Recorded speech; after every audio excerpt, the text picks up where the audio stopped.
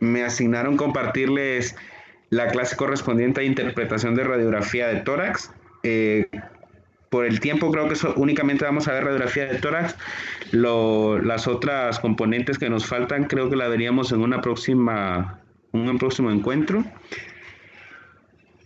Y pues el día de hoy la idea es compartir para iniciar lo que es la anatomía básica del tórax, hablar de lo que son las distintas proyecciones radiográficas de las cuales podemos echar mano para evaluar las patologías que nosotros sospechamos en el paciente a nivel de lo que son los sistemas u órganos de la caja torácica. Tomaremos también en cuenta algunos aspectos para evaluar la calidad de la proyección radiográfica y les compartiré el abordaje ABCDE de la radiografía de tórax, que en lo particular pues a mí se me parece un poco útil a la hora de evaluar una radiografía de tórax, tomando en cuenta pues lo que les comentaba en las sesiones anteriores, que deben de ser un poco esquemáticos a la hora de hacer la evaluación tanto del paciente como de los métodos diagnósticos, para evitar dejar brechas o omitir algún dato que podría sernos útil a la hora de hacer un diagnóstico definitivo. Para iniciar, comentarles acerca de lo que es la descripción de anatomía topográfica. Parece algo obvio, pero realmente si en algún momento pues, nos logran preguntar qué es el tórax, a veces podemos dar distintas descripciones.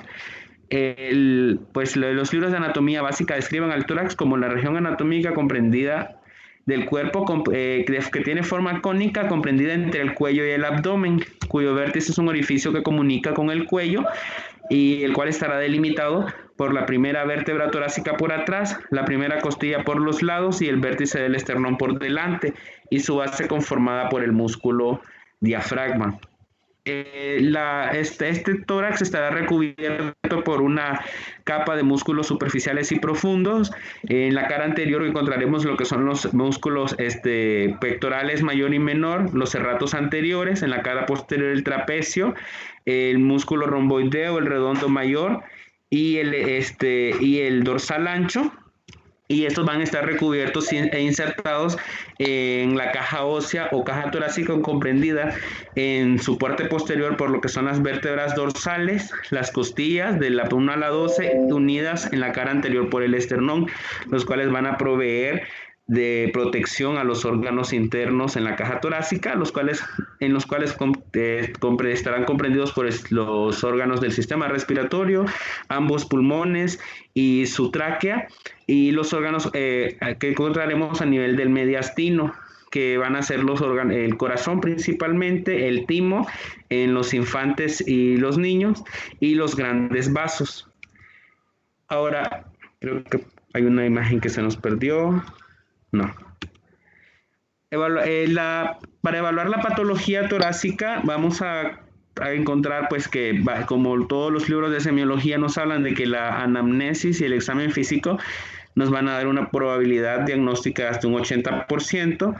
y que la radiografía de tórax va a ser un complemento a nuestra sospecha. Y esto es importante que pues sí lo tengan presente, de que la radiografía de tórax no es para ver qué hay, sino para confirmar una sospecha que pues, nosotros podamos tener en el paciente con respecto a alguna patología respiratoria o pulmonar. Las ventajas de la radiografía de tórax con respecto a otros métodos diagnósticos como la tomografía, que tiene mucho auge, es que la exploración nos permite hacer una exploración radiológica básica del estudio del tórax accesible y que puede ser empleada por todas las especialidades médicas. Dicho esto, pues la radiografía de tórax puede ser interpretada o evaluada por el ortopedista para evaluar las estructuras óseas de la caja torácica y musculares, evaluarla el cardiólogo, el neumólogo, el internista. El médico general debe tener algunas bases de interpretación radiológica de tórax, y es la razón de esta clase, y también de que es un método barato y rápido de realizar. Los inconvenientes es que a pesar de que deben de poder leerla muchas especialidades médicas o la mayoría de los médicos, es una de las exploraciones radiológicas más difíciles de interpretar, debido pues a la modalidad o el modo, o la proyección que tenemos de los órganos, de los órganos torácicos, que requiere un alto nivel de entrenamiento. Es un poco sensible y específica, por lo que es una importante fuente de errores y el origen de muchos estudios adicionales innecesarios, y pues la exposición a los pacientes a rayos X, y que pues tomando en cuenta todos estos inconvenientes ha sido relegada a segundo orden por por los médicos radiólogos o los clínicos, debido pues a la dificultad para hacer una adecuada interpretación, y habiendo también estudios mucho más nuevos y avanzados que nos pueden permitir tener una imagen en 3D o 4D de los órganos internos del tórax para hacer un diagnóstico más preciso. Dentro de las proyecciones radiográficas en tórax, pues las que tenemos a primera mano, pues son las posterior o PA y la lateral. Igual tenemos la AP, pero pues la AP es considerada como una proyección complementaria cuando el paciente está en decúbito supino o tiene alguna dificultad anatómica o hemodinámica que le permita movilizarse. También tenemos las proyecciones anteroposterior lordótica y sifótica en expiración, las oblicuas derecha e izquierda que abordaremos posteriormente, y la de cúbito lateral con rayo horizontal, y la posterior anterior de bajo kilovoltaje. Dentro de la proyección posterior anterior, pues como pueden observar ustedes en la imagen, el paciente posiciona la región anterior del tórax sobre el chasis y los rayos inciden sobre el dorso del paciente, atravesando la complejidad de la caja torácica y llegando los rayos al chasis a través del paso de posterior anterior del tórax del paciente. La incidencia que tienen estos rayos sobre el paciente y el chasis da pues mayor exactitud del tamaño de la caja del tamaño de la que es la silueta cardíaca, y también nos permite, tomando en cuenta pues que el paciente debe de colocar sus miembros superiores o miembro superior derecho e izquierdo hacia afuera,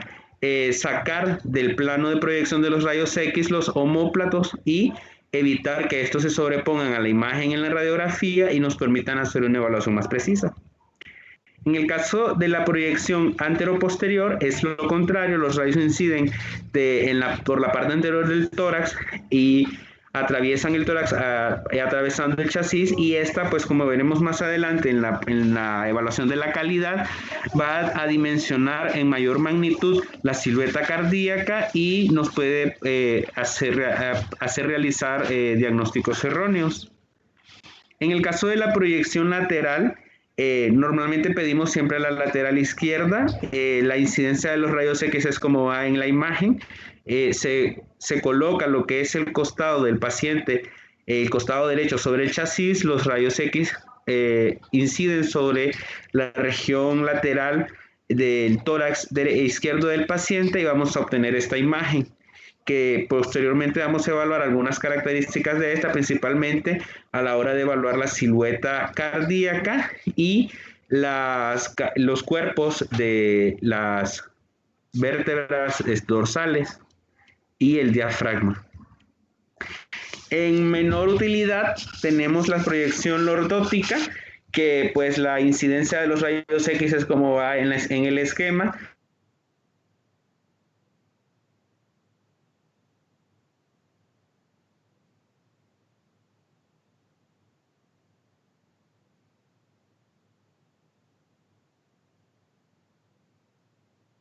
Oblicuas sobre el chasis, con el rayo incidiendo perpendicularmente igualmente sobre la región anterior del tórax. Vamos a tener esta proyección lordótica que permitirá evaluar principalmente los ápices pulmonares en la búsqueda de lesiones nodulares o cavitaciones, principalmente en los pacientes con sospecha de una metástasis oncológica o los pacientes con tuberculosis.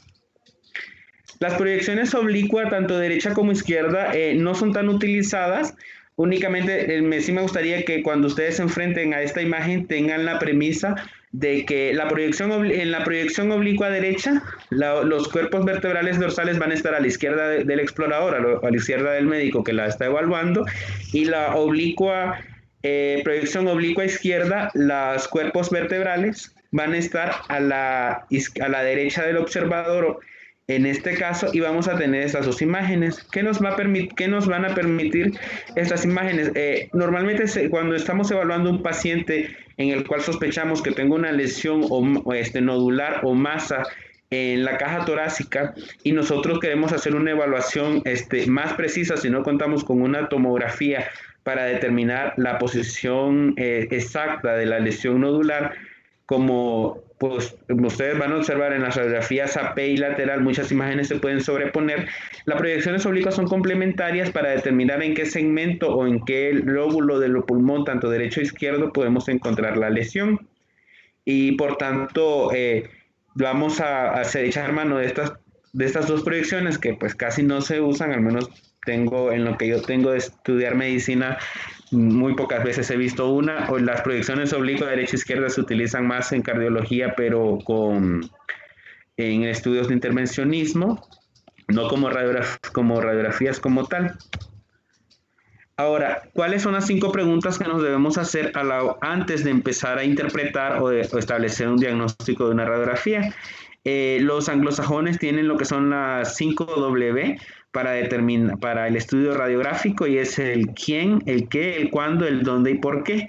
Esto es básico, de hecho es lo primero que nosotros tenemos que hacer a la hora de evaluar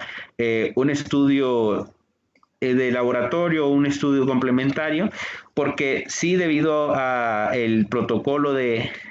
transmisión de imágenes, debido a algunos errores técnicos o humanos en la toma de los estudios, podemos tener algunas evaluaciones, por ejemplo, de imágenes que no se corresponden a nuestro paciente, o la inadecuada rotulación de las imágenes, y podamos pues tener algunos percances si le estamos evaluando la imagen de nuestro paciente con un nombre distinto. Y pues créanme que esto sí pasa a menudo. De evaluar lo que son los datos iniciales del paciente, tener siempre el hábito de examinar el nombre y la fecha, y en algunas imágenes podemos tener la indicación de la posición con la cual fue tomada, la técnica, si fue derecha o izquierda, y si el paciente pues o si la imagen fue tomada en bipedestación y expiración, aunque realmente algunos datos en la radiografía de tórax nos permitirán hacer o confirmar estas indicaciones. Revisar en primer instante el tamaño corporal, la forma y la simetría del tórax. Muchas veces mediante el análisis de esto podemos saber si estamos ante una radiografía de un infante, la radiografía de una mujer o la radiografía de un hombre, dependiendo de la configuración anteroposterior y longitudinal del tórax, dependiendo de la presencia o no de la sífisis de crecimiento en los huesos largos,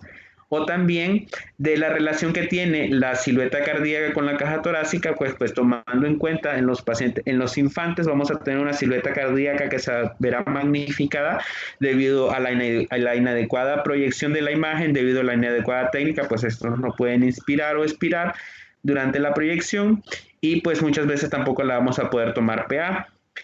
Saber si es hombre o mujer, de esto pues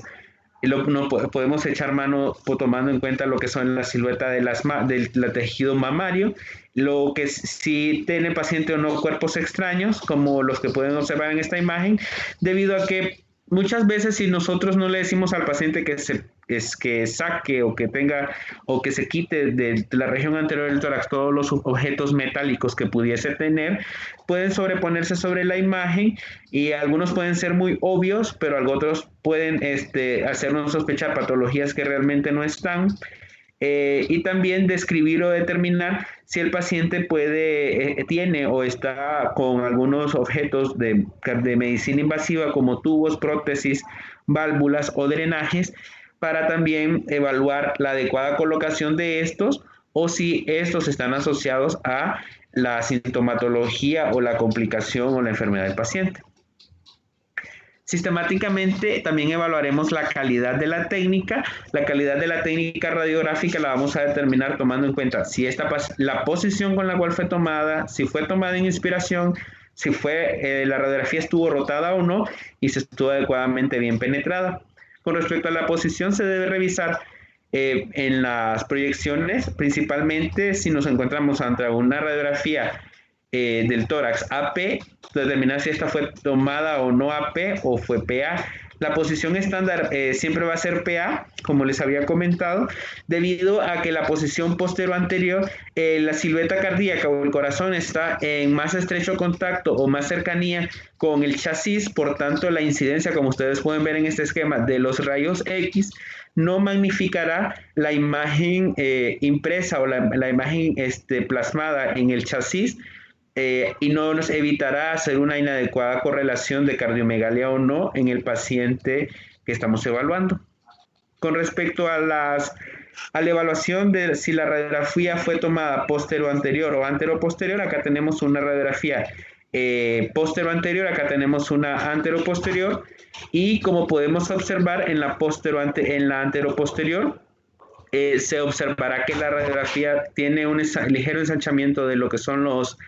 el mediastino. También vamos a observar en esta imagen que las imágenes de los omóplatos se encontrarán superpuestas sobre los campos pulmonares y nos pueden dar un falso aumento de la densidad.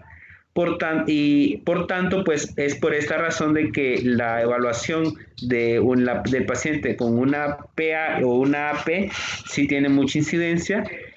Por otra parte, en algunas proyecciones el fondo gástrico va a desaparecer y en el caso de las escápulas, pues lo que les comentaba, se proyectaban sobre los campos pulmonares y nos indicarán o nos harán sospechar de falsos patrones radiológicos. Con respecto a si la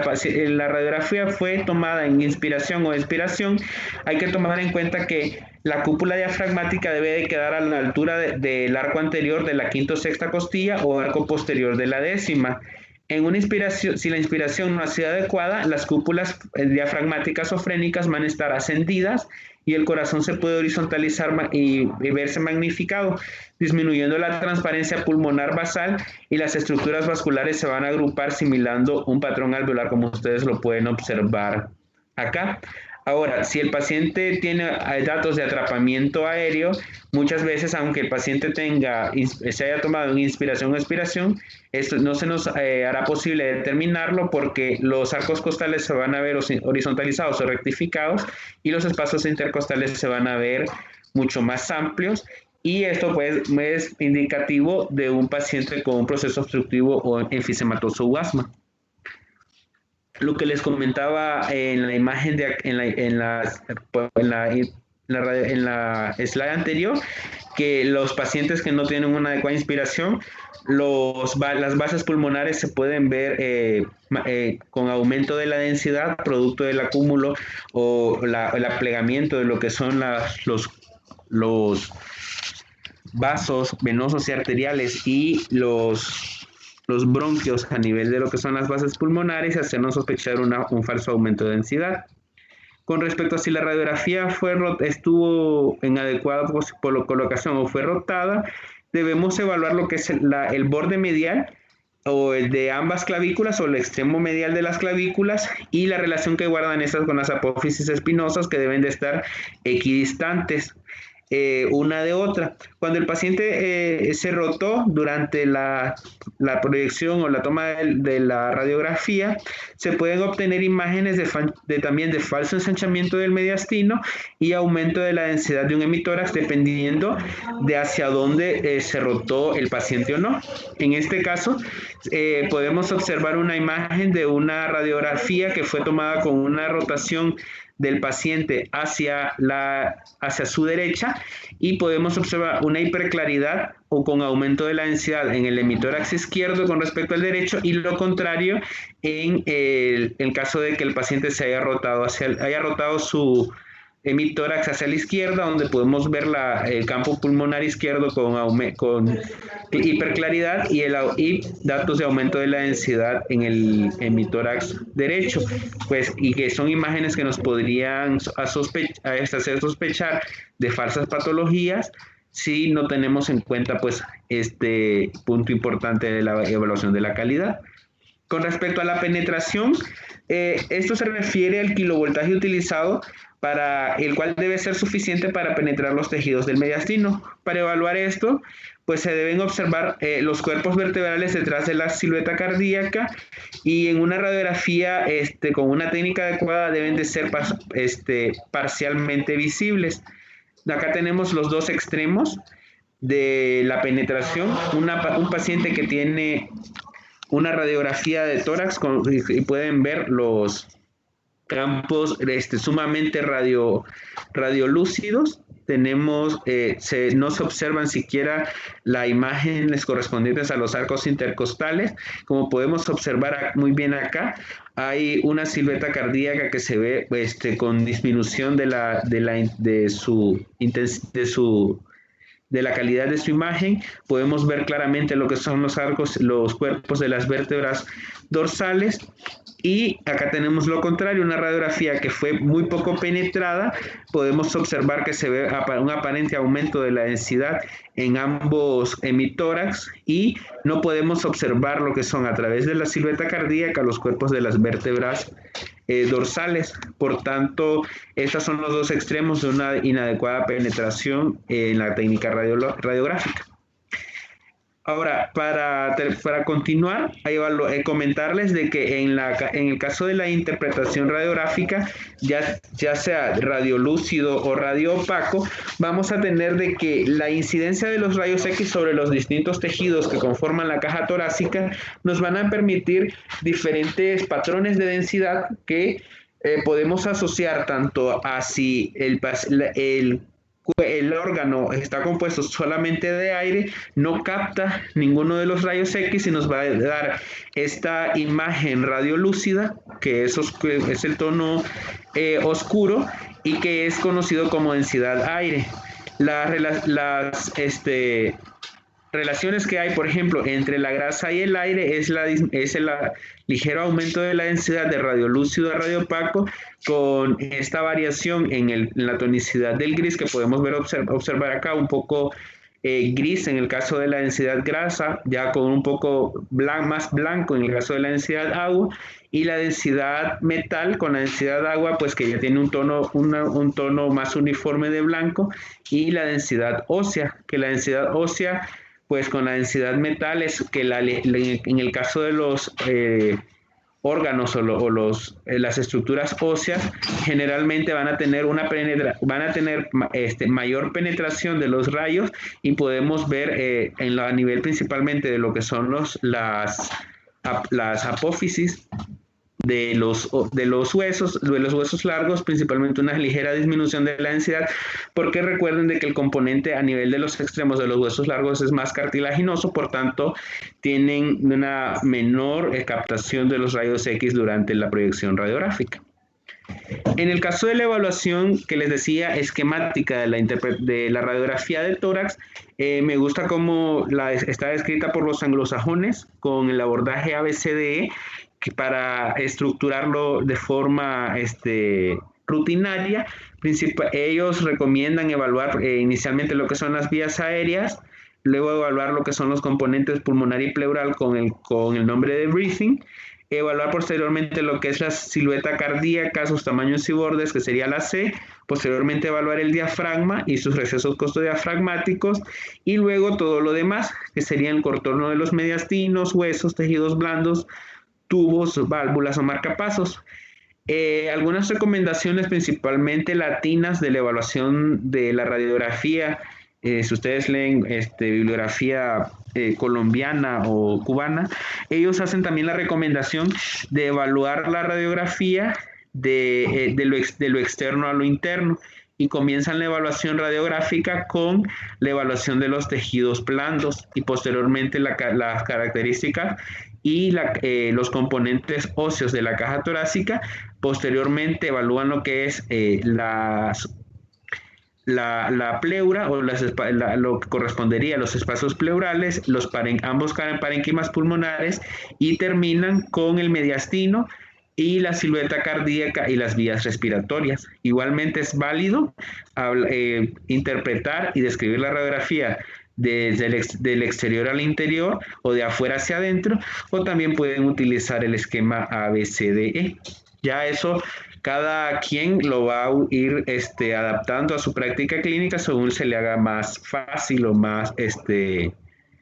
dirigido.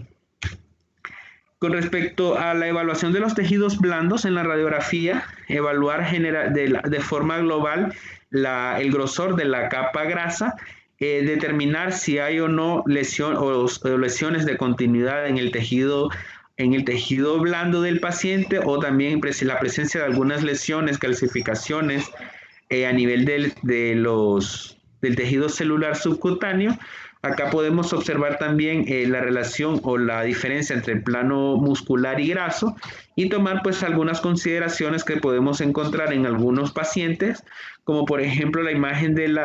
a su izquierda, donde tenemos una paciente la cual fue mastectomizada, y como pueden observar acá, la mama izquierda sí está presente, y esta imprime una imagen superpuesta al parénquima pulmonar que da la apariencia de un falso aumento de la densidad con respecto a una hiperclaridad en el hemitórax derecho. Y por tanto, al mastectomizarla, no hay suposición o superposición del tejido mamario sobre el hemitórax derecho, y puede hacernos sospechar esta diferencia. También las mujeres jóvenes, o que igual las que fueron mastectomizadas y fueron sometidas a una prótesis o un implante mamario, pueden tener aumento de la densidad en el área mamaria, y que puede hacernos sospechar de un patrón de llenado alveolar o intersticial, pero realmente, si ustedes pueden observar acá, la diferencia de densidad grasa y la densidad que imprime el implante sí tiene diferencia. También la regularidad de sus bordes nos debe hacer sospechar de que es un implante mamario,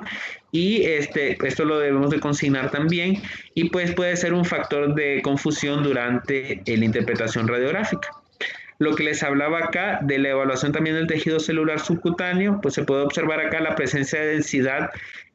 aire entre las capas de densidad grasa del tejido celular subcutáneo, que se corresponde a un paciente con enfisema subcutáneo, probablemente por una lesión de la vía aérea. Evaluar también, saber también que en la radiografía de tórax podemos evaluar algunas patologías correspondientes al abdomen superior del paciente. De forma general, podemos también determinar, según la presencia de la cámara gástrica o espacio semilunar de Traub, cuál es el hemitórax derecho o izquierdo del paciente, si esto no fue designado. Saber pues que en un paciente que tiene que no tiene un situs inversus, saber que el estómago siempre va a estar a la izquierda, la cámara gástrica siempre va a estar a la izquierda, y eso va a corresponder al hemitórax izquierdo. En algunos pacientes con lesiones de la vía digestiva que puedan condicionar un neumoperitoneo, también vamos a observar esta imagen donde hay densidad aire sobre las dos cúpulas, o por debajo, perdón, de las dos cúpulas diafragmáticas, y ese es el diagnóstico ese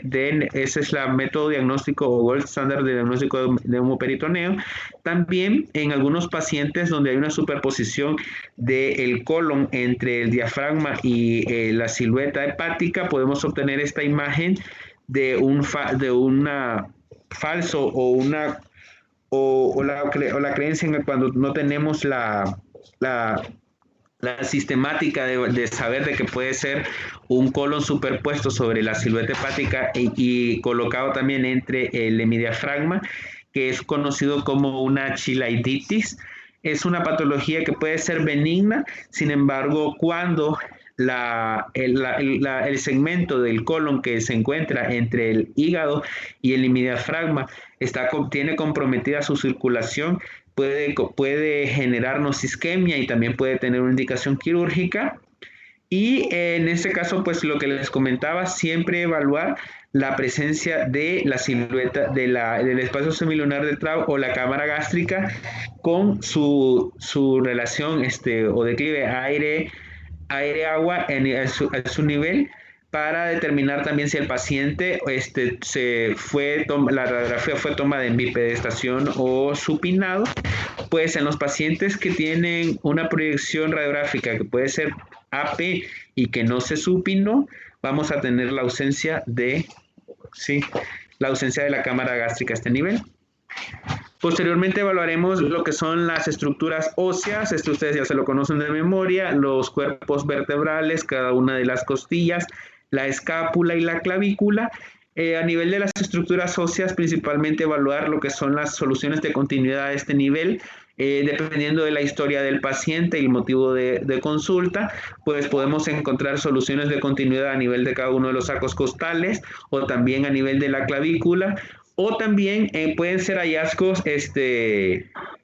incidentales en la imagen, en la imagen de la radiografía de tórax, de aumentos de la densidad que pueden hacernos sospechar en osteosarcomas a nivel de lo que es los huesos largos, principalmente de la cabeza del húmero. Les aclaro, esta es una imagen, una radiografía AP de hombro, pero como ustedes pueden ver acá en una imagen, en una radiografía de tórax, también vemos la cabeza del húmero a este nivel, y pues podemos encontrar esta imagen en una proyección PA de tórax. Y también, si nosotros encontramos, por ejemplo, un osteosarcoma y encontramos un patrón de llenado alveolar difuso a este nivel, y este osteosarcoma compromete importantemente la cabeza del fémur, pues podríamos sospechar de que ese patrón de llenado alveolar podría ser metastásico más que neumónico. Entonces sí nos puede ayudar a hacer el diagnóstico, sí nos puede ayudar al diagnóstico y al seguimiento, la evaluación de las estructuras óseas de la caja torácica. Con respecto a las vías aéreas, evaluar lo que es principalmente la tráquea y los bronquios principales. La tráquea se observará como una columna radiolúcida que se extenderá desde la glotis hasta la carina, con una longitud variable y un diámetro anteroposterior de aproximadamente 19 milímetros y 17 milímetros hasta dentro de la normalidad. A nivel de la carina, la tráquea se va a dividir, como ustedes muy bien saben, en dos bronquios de calibre similar, el derecho y el izquierdo. En el caso del bronquio superior, del bronquio principal izquierdo, va a estar en íntimo contacto con el llamado o conocido botón aórtico, que es parte de lo que es la aorta ascendente o el arco aórtico. Y en muchas ocasiones también podemos evaluar la tráquea y la carina en una proyección AP, donde la columna radiolúcida entre los cuerpos del tórax y el esternón se pueden ver ensanchados, se pueden ver desviados, producto de patologías que comprometan el parénquima pulmonar y lo retraigan, y podemos encontrar esta columna radiolúcida desviada hacia la derecha o a la izquierda, dependiendo de la patología subyacente. Acá tenemos la imagen que les comentaba de la relación que tiene el arco aórtico con el bronquio principal derecho e izquierdo, y la bifurcación de la carina. De hecho, muchas veces muchos aneurismas disecantes de la aorta, a nivel de la aorta ascendente o descendente, disecan por esa estrecha relación el bronquio principal izquierdo, y podemos tener hemoptisis masivas, o también pseudoobstrucciones producto de lesiones tumorales a nivel de lo que es el mediastino, por la relación que tienen los grandes vasos con las vías aéreas principales. Es lo que les comentaba acá. Hay una lesión a nivel del ápex pulmonar, en este caso una atelectasia, que condiciona una desviación de la tráquea, y podemos observar esta imagen acá. También muchas veces en una radiografía de tórax, principalmente en los niños que tienen Krupp, que es una patología común en los infantes, se puede observar cómo a nivel de lo que es la radiografía de tórax, una imagen en reloj de arena, producto de la obstrucción que hay de las vías aéreas superiores, producto de la inflamación, y es el perfil o el punto fisiopatológico subyacente del CRUB. Y con respecto a las vías aéreas superiores, principalmente en los infantes, lo más llamativo es observar cuando estos llegan con tos o con dificultad respiratoria o que tienen el antecedente de que tenían sensación de ahogo. La presencia de cuerpos extraños, este es muy anecdótico, pues se corresponde a una moneda y en este caso también es un objeto metálico plástico que era el componente de un bolígrafo y que se alojó en el bronquio principal derecho. La mayoría de las veces cuando el paciente broncoaspira, cuando el paciente tiene una neumonía por broncoaspiración o un cuerpo extraño, los objetos van a ir al bronquio principal derecho. ¿Por qué? Por esta razón. El bronquio principal izquierdo va a estar horizontalizado, el bronquio principal derecho va a constituir una vía de acceso directo para cuerpos extraños a este nivel, ya sean semillas, ya sean objetos pequeños, inclusive producto de la broncoaspiración. Siempre el bronquio principal derecho y las porciones basales del pulmón derecho van a ser la zona más afectada por cuerpos extraños que llegan de las vías aéreas superiores a este nivel, por la disposición anatómica que tiene con el bronquio principal izquierdo. Con respecto a la evaluación sistemática de lo que son los campos pulmonares, se debe hacer una observación global del tamaño y la densidad de los mismos. Tenemos que buscar elementos que nos indican un aumento o disminución de la densidad que no esté justificado, comparar la distribución vascular tanto de izquierda a derecha, superior e inferior, de una forma sistemática. De hecho, algunos recomiendan tener esta secuencia así en zigzag y revisar el parénquima detalladamente en búsqueda de pequeñas lesiones. Con respecto al parénquima pulmonar, muchas veces, como si ustedes recuerdan muy bien, a nivel de los pulmones vamos a tener lo que es una subdivisión tanto del lóbulo superior, superior, medio e inferior, y en el caso del pulmón derecho y en el izquierdo, pues describiremos únicamente un lóbulo superior o un inferior y una língula. Las divisiones anatómicas de los lóbulos va a estar dada por invaginaciones de lo que son las pleuras, principalmente la pleura parietal, la pleura visceral, y muchas veces estas inserciones o estos recesos de la pleura visceral entre los lóbulos del pulmón se pueden acumular líquido o cerumen, o lesiones serosas, principalmente, perdón, cerumen, o lesiones o líquidos serosos, principalmente en los pacientes con conectivopatías, que pueden darnos estas imágenes que, a pesar de que son descritas como cisuritis, ustedes lo pueden escuchar el término de algunos clínicos, realmente el sufijo itis hace referencia a inflamación, y únicamente pues puede ser un edema cisural o una ocupación cisural por tejido seroso. Entonces, el término cisuritis, si lo han escuchado en algún momento, pues no se lo queden. Eso pues es un término que no debería usarse y es únicamente edema intercisural o serositis. La correspondencia de los lóbulos pulmonares en ambos pulmones, a pesar de que nosotros hacemos referencia de porción superior, media e inferior de ambos campos pulmonares, como podemos observar acá, hay una variación importante o una superposición de cada uno de los lóbulos sobre las imágenes, sobre la imagen radiográfica, que es 2D. Que es 2D, pues si tenemos una lateral. Sin embargo, pues debemos hacer una evaluación que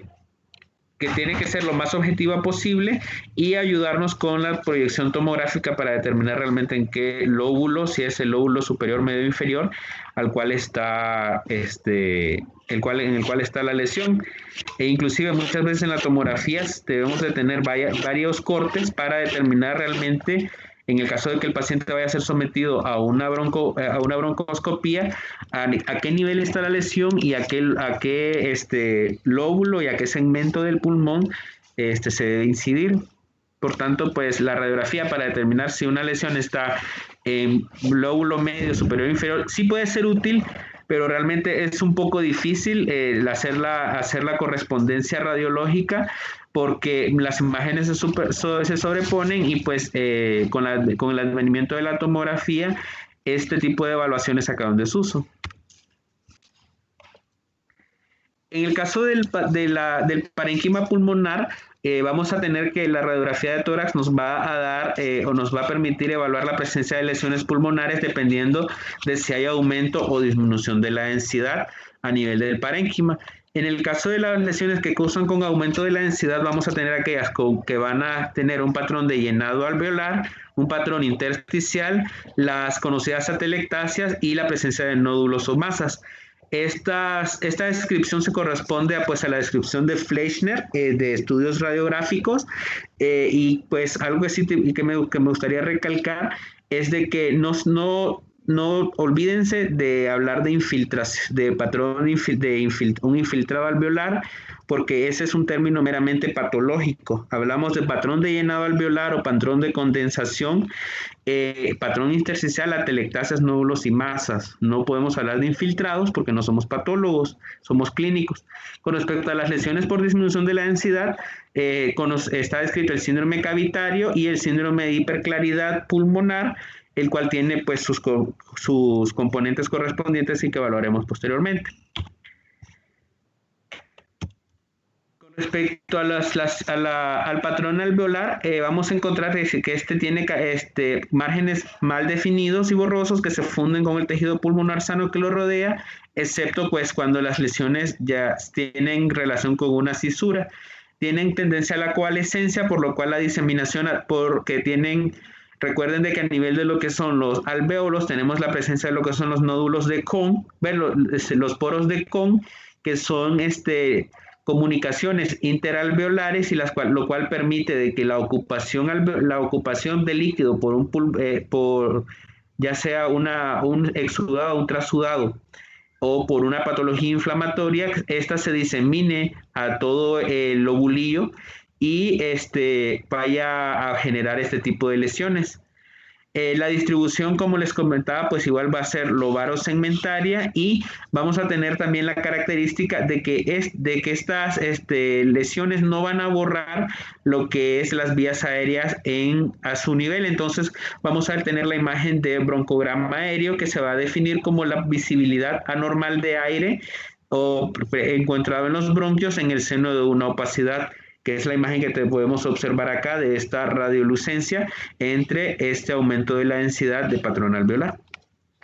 Con respecto al patrón alveolar, lo podemos dividir en si es localizado o difuso y si es agudo o crónico. Las lesiones agudas más frecuentes es el edema pulmonar, principalmente secundario en pacientes con una cardiopatía cardiovascular, con una patología cardiovascular. La neumonía de etiología no habitual, y lo más común ahorita que estamos observando pues es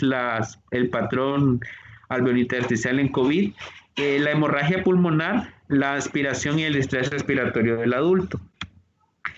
Las causas más frecuentes de patrón alveolar agudo también es lo que les comentaba, el distrés respiratorio del adulto. Acá tenemos una imagen de un paciente con distrés que tiene una radiografía característica de estrés respiratorio del adulto, donde se pueden ver imágenes de patrón alveolar que alternan con patrón intersticial, el cual evaluaremos posteriormente. Acá tenemos un paciente con una hemorragia pulmonar, donde se puede observar la presencia de imágenes como parchadas en ambos hemitórax, y esta imagen se corresponde a un paciente con desnutrición, alcohólico, con una broncoaspiración. En este caso, si ustedes pueden observar acá, la imagen, el patrón alveolar está confinado a las porciones inferiores del campo pulmonar derecho, producto pues de la disposición anatómica del bronquio principal y que todo el contenido broncoaspirado se va a esa zona. Respecto a las causas más frecuentes de patrón alveolar difuso, también tenemos la presencia de un carcinoma bronquialveolar, la tuberculosis en una de sus fases, la sarcoidosis como una patología infiltrativa, el linfoma y la neumonitis escamativa y linfocítica y la proteinosis. Con respecto a los patrones alveolares localizados, tenemos igualmente la neumonía, el infarto, en el caso de que haya obstrucción de una arteria pulmonar segmentaria, la contusión pulmonar en los accidentes de tráfico y la tuberculosis, pues da un patrón que algunas veces puede también dar un patrón una patrón alveolar localizado y porque como ustedes verán más adelante pues puede dar todo tipo de patrones radiológicos en la radiografía pues y por esa razón es conocida como la gran simuladora. Acá tenemos una imagen de un patrón alveolar localizado. Esto es en un infante. Si ustedes pueden observar acá, es una imagen redondeada, sin embargo, no borra o no nos permite visualizar a través de ella lo que es los arcos costales y es conocido como una neumonía redonda. De hecho, en los pacientes infantes es una característica de una evolución radiológica de la radiografía de un paciente con una neumonía, donde la ubicación o la comunicación a través de los poros de Kohn y la progresión de la patología a nivel de lo que es del lóbulo pulmonar afectado, inicialmente nos va a dar esta morfología y posteriormente va a tener una distribución más difusa. En este caso, pueden observar acá como en el mismo paciente, nosotros en la imagen AP no podemos determinar si la lesión se encuentra en la porción anterior o en la porción posterior del hemitórax. Sin embargo, en una proyección lateral podemos observar de que la lesión se encuentra en el borde en la región posterior del hemitórax, en la parte inferior, y que borra y que borra lo que es el ángulo costodiafragmático posterior. En el caso del tromboembolismo pulmonar, vamos a tener lo que la imagen característica descrita como joroba de Hampton, que nos va a hacer un patrón alveolar localizado en forma de cuña periférico, dependiendo de la arteria afectada. Y también que se puede observar como pueden evaluarlo en esta imagen lateral, que va a borrar también el ángulo costodiafragmático posterior, y por eso es importante siempre pedir 2 proyecciones radiográficas en los pacientes, aunque pues ya siempre de rutina solo pedimos una. Con respecto al patrón intersticial, generalmente va a ser difuso porque los septos y las cisuras no van a constituir una barrera para la extensión de la lesión. Generalmente el patrón intersticial va a tener una distribución periférica, principalmente producto de la ocupación de los septos interlobulares y el intersticio subpleural. La topografía pues generalmente nos va a orientar al diagnóstico, y la distribución de pues va dependiendo si tiene una distribución horizontal, vertical o también dependiendo de la clínica asociada del paciente. Con respecto al patrón intersticial, de hecho, va a tener variantes que pueden ser la variante lineal, nodular, retículo nodular y reticular gruesa. En el caso del patrón intersticial lineal, va a estar constituido por espacios de aumento de la densidad de 1 a 2 milímetros de diámetro, va a ser reticular fino y va a ser la imagen característica en vidrio deslustrado, si son entre 3 y 10 milímetros, y si hablamos de un patrón lineal que tiene un grosor de más de 10 milímetros, es un patrón grosero. En el caso del patrón intersticial lineal, las dos imágenes características son las líneas A y B de Kerley. En el caso de las líneas B, van a ser líneas finas y cortas, que vamos a encontrarlas en la periferia de la caja torácica, que van a tener aproximadamente 2 centímetros de longitud y van a estar perpendiculares a la pleura, principalmente encontradas en disposición horizontal en las bases de ambos hemitórax. Las líneas A de Kerley van a ser líneas finas y largas de hasta 6 centímetros de longitud, que no van a tener contacto o relación con la pleura o con la región pleural, y van a tener una disposición oblicua con respecto a el mediastino, y esto es generalmente producto de un aumento de la presión venosa capilar. En el caso del patrón lineal también podemos encontrar característico en los pacientes con edema pulmonar, tomando en cuenta pues que podemos observar la presencia o la ausencia de vasos en los lóbulos inferiores, que se va a acompañar de una dilatación venosa de los componentes vasculares de las porciones superiores de los lóbulos, que esto va a tener la imagen como en alas de mariposa o astas de reno, como lo describen en algunos libros de radiología. Con respecto al patrón nodular, el patrón nodular se va a provocar por el acúmulo de lesiones que van a tener una disposición esférica en el intersticio, y vamos a tener la característica de que estas imágenes o estas lesiones van a tener un diámetro menor de 5 milímetros. En este caso, vamos a diferenciar lo que es un patrón nodular de una lesión o una llamada nódulo debido al tamaño. Y como posteriormente también vamos a ver, debido al tamaño vamos a diferenciar un nódulo de una masa. La imagen característica o tuberculosis miliar, que en este caso nos va a dar una imagen descrita como en cielo estrellado, con una distribución difusa en ambos hemitórax, y que es característica de de una de las fases de la tuberculosis. La enfermedad granulomatosa pulmonar también nos puede dar una imagen en patrón nodular. Sin embargo, esta va a tener una distribución mucho más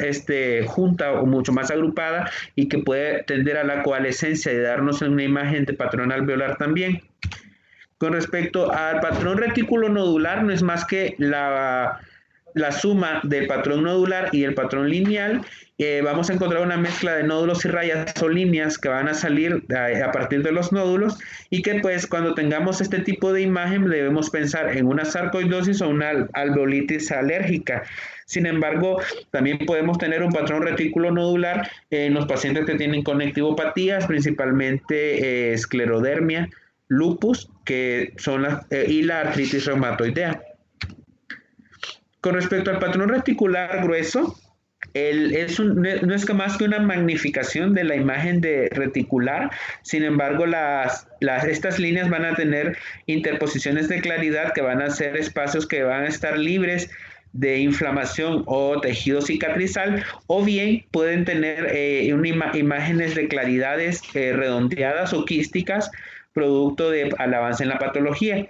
La fibrosis pulmonar es la fase avanzada de muchas enfermedades, principalmente las conectivopatías que les había comentado, el EPOC, y también es la fase final del síndrome de distrés respiratorio del adulto, y puede tener una manifestación de patrón reticular grueso en la radiografía. Es como un pulmón dañado, donde podemos observar que hay pérdida de la configuración normal del parénquima, donde hay aumentos hay variaciones de la densidad de radioopacidad, radiolucidad, que pueden tener disposición quística también, y pues evidentemente el paciente va a tener otras manifestaciones clínicas características, como los descritos crépitos en velcro, el antecedente de una patología o una neumopatía crónica, o un episodio previo de síndrome de estrés respiratorio del adulto que lo haya predispuesto a tener una progresión radiográfica y pulmonar errática. Con respecto a los patrones de aumento de la densidad, también tenemos lo que son las atelectasias. Las atelectasias son expansiones incompletas o un colapso de una parte del pulmón o todo y que el término colapso va a ser sinónimo de atelectasia, especialmente cuando es grave, puede acompañarse de un aumento evidente de la opacidad del pulmón. Las causas de atelectasia son la obstrucción bronquial, que puede ser intrínseca o extrínseca, generalmente de causa oncológica, las obstrucciones de las vías aéreas pequeñas por cuerpos extraños, principalmente en niños, por relajación pasiva o compresiva durante el operatorio o el transquirúrgico en pacientes que son llevados a procedimientos quirúrgicos, y puede ser cicatrizal si el paciente tuvo alguna lesión nodular o alguna masa y posteriormente se le hizo una resección, se hace una lesión inflamatoria que cicatriza y puede crear una obstrucción extrínseca a nivel de las vías aéreas y terminar en una atelectasia. Existen algunos signos directos de atelectasia que pueden ser descritos, principalmente directos son indirectos, es que las atelectasias van a desviar las vías aéreas, principalmente la tráquea, van a tener una hiperinsuflación que va compensatoria de los lóbulos adyacentes y vamos a tener que estas va a haber un incremento local de la densidad pulmonar. Algunos signos indirectos son el desplazamiento de las fisuras interlobulares en dirección al lóbulo afectado con cierta particularidad en cada lóbulo. ¿Cuál es la característica radiográfica de la atelectasia? Que son lesiones que tienen una disposición triangular o muy simétrica. En este caso, como pueden observar acá, la atelectasia de los lóbulos superiores del pulmón puede observarse que tiene una distribución simétrica y muy regular, generalmente forma triangular, generalmente en el ápice del pulmón, producto del desplazamiento de las fisuras, en este caso con la atelectasia del lóbulo superior del pulmón derecho va a dar la imagen conocida como S de Golden, que es una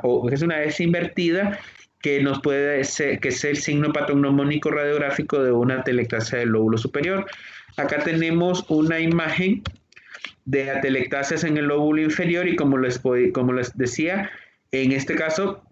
podemos observar que esta lesión triangular este colapso de este segmento del pulmón nos va a dar un borramiento del ángulo costocardiofrénico derecho y va a sobreponerse sobre la silueta cardíaca y nos puede hacerle sospechar o creernos la falsa imagen de un derrame pleural cuando no lo hay. En el caso del colapso de los lóbulos inferiores o medios en el pulmón izquierdo, podemos observar que hay una superposición o un aumento de la densidad por detrás de la silueta cardíaca que se puede observar paravertebral izquierdo. En este caso, tenemos que hacer una correlación de la historia del paciente, de hallazgos de signos indirectos y directos para determinar que el paciente tenga o no una atelectasia. Con respecto a las masas y nódulos, lo que sí me gustaría es que diferenciaran cuál es una de la otra. Realmente es el tamaño. Una lesión de aumento de la densidad que mide hasta 4 centímetros es un nódulo, más de 6 centímetros es una masa. En el caso de las masas y los nódulos es importante que nosotros describamos si es único, si son varios, si los bordes son definidos o no, si tiene espiculaciones, si tiene un patrón retículo nodular, si tiene también otras alteraciones a nivel de la evaluación radiográfica del tórax. Y muchas veces ameritaremos, si no contamos con una tomografía, de la realización de proyecciones radiográficas adicionales. En el caso de las lesiones de los nódulos y masas, se utilizan mucho más las proyecciones radiológicas compensatorias para determinar si está en el lóbulo medio o en el lóbulo medio anterior o superior, dependiendo del que sea el hemitórax derecho o izquierdo. Las lesiones con disminución de la densidad generalmente van a ser las lesiones que generan hiperclaridad pulmonar. La más característica son las cavitaciones, que las cavitaciones son producto generalmente de la progresión de la tuberculosis pulmonar, donde se crean cavitaciones a nivel del parénquima pulmonar que comunican con un bronquio secundario y pueden generar principalmente lo que es la hemoptisis. Algunas veces también la progresión errática de algunas neumonías puede generarnos la presencia de abscesos y posteriormente cavitaciones en los campos pulmonares, generalmente por el germen estafilococo. Acá tenemos una imagen de una cavitación. Realmente esta es una reconstrucción de una tomografía. Sin embargo, pues eso es La cavitación, un aumento de la hiperclaridad que es libre de parénquima pulmonar que va a estar rodeada de una pared gruesa. Las cavitaciones deben ser también diferenciadas con los quistes. Los quistes son lesiones igualmente redondeadas, pero de paredes finas. Entonces esa es la diferencia entre un quiste y una cavitación, aunque realmente la imagen muchas veces se nos puede confundir. Las paredes gruesas son cavitaciones, las paredes redondeadas, pero las paredes finas son quistes. Los quistes principalmente, pues una hidatidosis, una linfangioliomatosis nos puede dar la imagen quística a nivel del pulmón y eso es alguno de los diagnósticos diferenciales. Sin embargo, pues ahorita únicamente vamos a hacer referencia de cavitaciones o quistes. Con respecto a otras lesiones que pueden provocar hiperclaridad, tenemos el enfisema pulmonar, que es lo que les decía, áreas de aumento de la densidad con radiolucidez, aplanamiento del diafragma, aumento del diámetro de los impasos intercostales y una historia característica de tabaquismo generalmente. Y el conocido signo de Westermarck en el tromboembolismo pulmonar, producto de la oligoemia generada por la obstrucción del flujo, dependiendo de si fue una arteria principal o segmentaria de la circulación pulmonar. Otra patología que nos va a provocar aumento de la claridad son las bronquiectasias. Las bronquiectasias son dilataciones crónicas y patológicas de las vías aéreas, principalmente secundarias. Las podemos encontrar descritas como bronquiectasias cilíndricas, bronquiectasias redondeadas. La característica de las bronquiectasias es que nos van a dar una patología, una neumopatía crónica caracterizada por ciclos de tos productiva, purulenta, generalmente conocido como un ciclo de Kohn, por infección o por aumento de las secreciones a nivel de estas vías aéreas dilatadas e irreversiblemente afectadas. Y pues nos va a dar esta imagen generalmente también como patrón arrosariado cuando son saculares en la radiografía, pero pues generalmente pues son imágenes que tenemos que tener mucha más precisión y habilidad y haber visto mucho más radiografía de tórax para poderlas describir. Y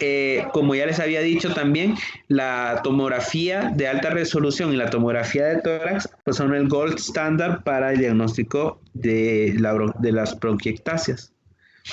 Con respecto a las afectaciones que tiene la cavidad pleural, vamos a ver que la cavidad pleural puede tener un aumento o una disminución de la densidad. Cuando hay una lesión de las vías aéreas, ya sea iatrogénico, ya sea traumático, la cavidad pleural puede llenarse de aire y darnos la imagen de hiperclaridez o imagen ya conocida como neumotórax, que generalmente se va a observar, como lo ven en esta imagen de la derecha, una disminución de la densidad pulmonar a través de la cual podemos ver una diferencia con respecto al área que está ocupada por un pulmón que podemos observar que probablemente vaya a colapsar, y lo podemos corroborar haciendo una comparación con respecto al hemitórax contralateral, donde sí se puede observar que hay una distribución homogénea en todo el hemicampo izquierdo, en este caso, con las vías aéreas y las estructuras vasculares que llegan hasta la periferia de la caja torácica, a diferencia de donde se ve una hiperclaridad generalmente causada por la disposición de aire a este nivel que no capta los rayos X. O también puede ser producto de patologías que aumenten la presión a nivel vascular, o igualmente iatrogénico por la lesión de algún vaso, donde se pueda generar ocupamiento ya sea de aire o de grasa, puede ser un kilotórax también, puede ser sangre, puede ser un hemotórax, de agua, o un hidrotórax. Y la característica de es que nos va a generar una línea conocida como línea de Damasou, que va a tener esta disposición y va a ser característica de un derrame pleural. Ya la determinación de si esa aire grasa va a ser dado por el estudio de este líquido. En el caso del derrame pleural, para corroborarlo, ustedes pueden pedir, si el diagnóstico lo hicieron con una AP, pedir una radiografía de cúbito lateral, ya sea de derecho o izquierdo, dependiendo del hemitórax afectado, y la variación en la disposición de la lesión en el hemitórax afectado con respecto a los cambios de posición nos va a confirmar el diagnóstico. Y también pues la evaluación de los síndromes pleuropulmonares en la evaluación semiológica de tórax. Con respecto a la cavidad mediastínica, bueno, únicamente recordarles que vamos a dividir el mediastino en superior e inferior, y que el mediastino inferior lo vamos a dividir en mediastino anterior, medio o posterior, y que la disposición anatómica de cada uno de los órganos que esta cavidad contiene va a determinar la afectación o las lesiones que pudiésemos encontrar. En el caso de en la región anterior del mediastino, principalmente las afectaciones que se describen como las 4T, que es el timoma, el terrible linfoma, las lesiones de la tiroides. También podemos encontrar hemangiomas, linfomas y fibromas. En el caso de las lesiones del mediastino visceral, igualmente podemos encontrar linfomas, quistes pericárdicos o mesoteliales, granulomas, amartomas y paragangliomas, o también feocromocitomas. En el caso del mediastino posterior, generalmente lesiones de osteocartilaginosas, y también tumores generados por tejido neural, schwannomas o tumores neurogénicos. Para hablar de ensanchamiento mediastínico, deben de saber de que vamos a evaluar el diámetro del mediastino a nivel de lo que es el arco aórtico, y que todo diámetro mediastínico mayor de 8 centímetros nos va a hablar de un ensanchamiento mediastinal, y que debe de conllevar pues a una evaluación radiológica o un protocolo diagnóstico más preciso. Podemos tener algunos signos radiológicos en mediastino, como el signo cervicotorácico, que nos hablaría de una lesión una lesión o tumor que se encuentra en el mediastino posterior, cuando esta lesión va más allá de la clavícula, ya sea derecha o izquierda. También podemos hablar del signo de la silueta, cuando una lesión en el mediastino anterior o posterior borra la silueta cardíaca o se confunde con esta. También el signo de superposición iliar, cuando se logran visualizar a través de la lesión o la masa los vasos iliares, y esto significa que la lesión no nace del ilio y por tanto puede estar localizada en anterior o posterior. Con respecto al mediastino, también podemos evaluar la silueta cardíaca y determinar los componentes de esta. En el caso de una radiografía lateral, hablaremos que el borde anterior de la silueta cardíaca estará compuesta, como lo ven acá determinado, por el tronco venoso brachiocefálico, la aorta ascendente, el tronco de la arteria pulmonar y el ventrículo derecho. Con respecto al borde posterior, hablaremos de lo que es la aorta descendente, la aurícula izquierda, el ventrículo izquierdo, y en algunas ocasiones podremos visualizar la vena cava inferior. En el caso de la proyección AP, vamos a encontrar de que el borde lateral izquierdo de la proyección AP nos permitirá visualizar lo que es el arco aórtico. La aurícula izquierda no va a ser visualizada en la mayoría de los casos. El tronco de la arteria pulmonar y el ventrículo izquierdo generalmente va a estar conformado por 3 arcos, el borde izquierdo, y en el caso del borde lateral derecho, conformado por lo que es el tronco brachiocefálico, la vena cava superior, la aorta ascendente y la aurícula derecha. En algunas proyecciones podemos observar también la vena cava inferior. Recordarles siempre que en la radiografía igualmente podemos evaluar lo que es la aurícula derecha, y va a ser esta parte sombreada en azul en la proyección AP, y el ventrículo izquierdo pues que está sombreado en rojo. En el caso de la proyección lateral, en la radiografía lateral izquierda, vamos a observar que la aurícula izquierda va a estar posterior, el ventrículo derecho va a estar anterior, y acá podemos observar el borde de la vena cava inferior. Importante también comentarles y reafirmar la forma de medir el diámetro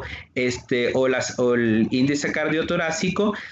porque muchas veces sí lo hacemos muy mal y es que debemos de medir lo que es el diámetro máximo derecho de la silueta cardíaca a partir de una línea a nivel de lo que es las apófisis espinosas de los cuerpos de las arterias vertebrales, de los cuerpos de las vértebras dorsales y el diámetro máximo izquierdo. Sumaremos y vamos a hablar y vamos a dividirlo entre el diámetro máximo total del tórax ubicado de derecha a izquierda a nivel de los recesos costodiafragmáticos correspondientes. Esta división de A más B entre C nos va a dar lo que es el índice cardiotorácico, que debe ser, como ustedes muy bien saben, menos de 0.5. Algunas veces podemos encontrar un aumento de la silueta cardíaca producto de la ocupación de líquido en la cavidad pericárdica y que nos va a dar algunas imágenes como en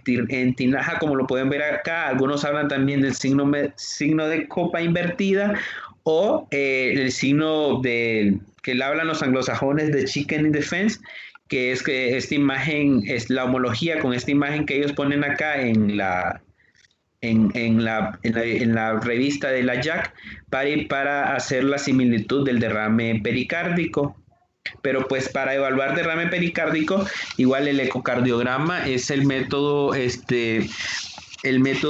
utilizado que nos va a permitir con mayor precisión evaluar el diámetro de forma no invasiva y de forma rápida en la cama del paciente.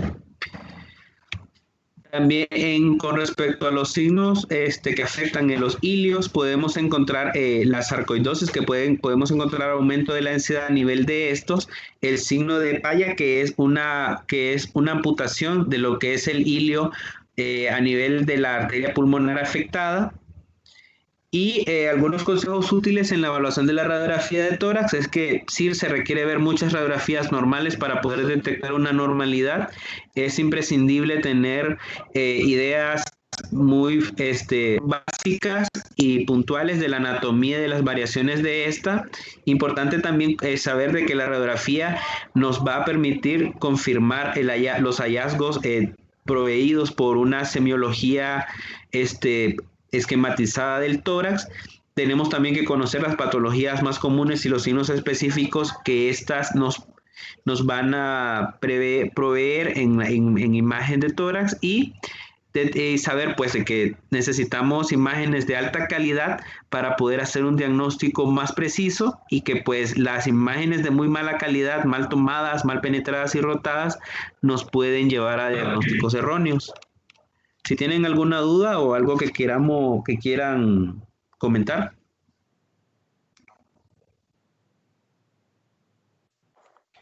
Doctor, en algunos padecimientos neumológicos describen un patrón apolillado. ¿Es lo mismo que el patrón nodular? Apolillado. Es que, mira, también hay algunas patologías como por ejemplo las conectivopatías que te hablan como un patrón se llama en panal de abeja. No sé si haces referencia a ese, que es principalmente el patrón en panal de abeja, es como el patrón de la artritis reumatoidea, que es un patrón reticular intermedio con un diámetro de 3 a 6 milímetros. O también, no sé si hay algunas descripciones de imágenes en popcorn que son similares a la imagen de patrón de panal de abeja, de la artritis reumatoidea, y que son una imagen de una afectación oncológica a nivel del parénquima. Sin embargo, mira, en neumología, quienes son la punta de lanza para describir semiología radiológica de tórax es Fleischner. Hay muchas, de donde tú leas vas a encontrar signos, vas a encontrar descripciones muy variables, pero en neumología, semiología radiológica de Fleischner es lo que se utiliza, pues, porque sí, es muy variante con respecto a países, con respecto a bibliografías, con respecto a escuelas inclusive, la descripción radiológica. algo Vale, más, Doc, chicos. entonces habría que checarlo nada más, ¿no? Sí, claro, es que sí te digo, inclusive los signos radiológicos, como te comentaba, el copa invertida, muchas veces para hablar de derrame pleural, le dan varios nombres, pues entonces tú lo tienes que corroborar, tú lo tienes que leer de otra literatura para saber a qué realmente se corresponde, si es lo mismo. Porque en semiología radiológica de tórax, pues sí hay mucha información y muchas veces se contradice, muchas veces es muy similar, muchas veces se habla de lo mismo con un nombre distinto, pero, por ejemplo, nosotros, es la escuela mexicana, se habla pues de semiología radiológica de Fleischner, y es lo que les decía, pues que no hablamos de patrón de infiltrado pulmonar, sino que de patrón de llenado alveolar, cosas así, pues. Eso es muy variable. Vale, Doc, muy bien. Muchas gracias. Chale, entonces me avisan y nos vemos. Sí, mañana, ¿a qué hora nos veríamos, doctor? Pues a las 8, ¿no? Sí, sí, sí, sale. Sale a las 8. Perfecto. Vale, gracias, Doc. Buen día. Sale, pórtense bien.